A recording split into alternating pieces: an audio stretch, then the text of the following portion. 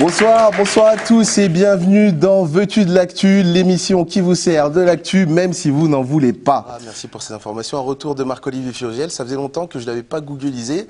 Tiens, Google d'ailleurs, que se passe-t-il avec Google en Espagne, Émile? Le PSG a tout raflé cette saison sur la scène nationale. Alors, ils ont été quart de finalistes de la Ligue des Champions, ça c'est au niveau européen, mais sur la scène nationale, ils ont remporté le trophée des champions. Ils ont remporté le championnat de France et la Coupe de la Ligue. Et là, ils sont en route pour un quadruplé. Donc ce week-end, face à la JOCR, au Stade de France, un quadruplé historique. Qu'est-ce qu'on a fait au bon Dieu? Je suis sûr que vous l'avez vu, je suis sûr que vous le connaissez, ou qu'au moins vous en avez entendu parler. Concurrence, ouais. Oui, il y a de la concurrence, mais quand même, de ne pas le voir nominé le plus gros succès de l'année 2014, bah, on se pose des questions. Alors on se demande que fait le comité de sélection des Césars 2015. Ouais. Et j'ai remarqué que c'est pas la première fois qu'ils oublient un des meilleurs films français. Et pour vous, mesdames, c'est un petit conseil. Si vous avez un homme qui vous invite à aller voir un spectacle humoristique, c'est qu'il a tout compris. Samia, je ne vais pas te demander le prix, mais en tout cas, si tu as envie de m'inviter à ton spectacle, je le prends. Et sache que je te demanderai 2 invitations parce que j'amènerai quelqu'un. Ah, moi, peut-être. Ouais, je sais pas. Alors, changer de raquette pour un tennisman, c'est comme pour un comptable s'il changeait de logiciel. Ou pour vous, mesdames, c'est comme quand vous changez de petite amie. Ça demande une période d'adaptation. Voilà. Donc, c'est pas facile. Rafael Nadal a du mal avec sa nouvelle raquette.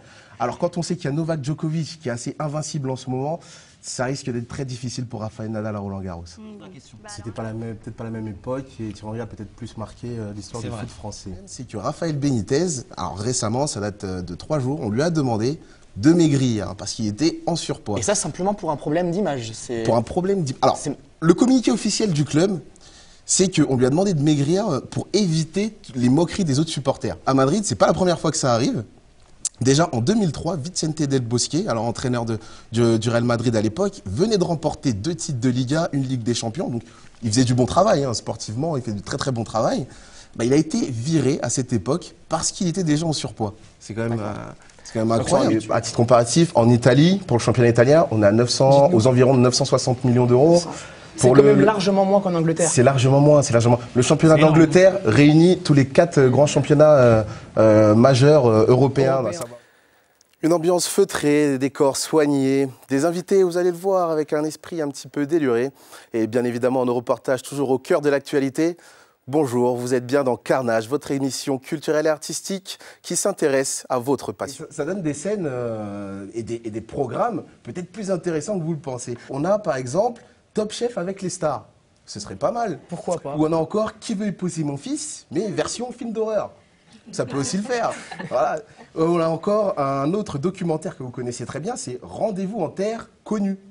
Ça peut être pas mal. Et il y a un dernier sketch qui a été très marrant, et ça, Raphaël, je suis sûr que vous allez l'aimer. C'est le Canal Chasse et Pêche Club. Canal Chasse et Pêche Club. Voilà, référence au Canal Football Club. Vous avez pu voir le FC Barcelone soulever le titre et les joueurs venir chercher leur récompense, le petit trophée ou encore leur médaille. Et bien parmi ces joueurs, il y en a un à qui on a demandé de restituer sa médaille. C'est quand même assez étonnant. Et ce joueur, c'est Thomas Vermaelen. C'est Lassana Diarra. Alors qui est Lassana Diarra? C'est le milieu défensif de l'équipe de France. Il est âgé de 30 ans. Il réalise un excellent début de saison avec son équipe en club l'Olympique de Marseille. Ce qui lui a valu d'être rappelé par le sélectionneur de l'équipe de France, Didier Deschamps. En tout cas, je lui souhaite le meilleur et on souhaite que l'équipe de France remporte l'Euro parce que ça fait longtemps qu'on n'a pas chanté la, non? Oui, ça vous dit rien tout ça? Ouais, oui, survive, voilà. On lui souhaite. Le meilleur pour la Sénadiara. Ça me semble un peu bizarre cette histoire d'application câline. Oui. Pas besoin d'application entre toi et moi, t'inquiète pas. Après, on va se faire vous allez nous faire un câlin en direct, c'est ça? Bah oui. L'amour fraternel, ça se partage. Bien sûr. Pourquoi fraternel? Voilà, on va vous laisser sur cette note. I just wanna have some fun.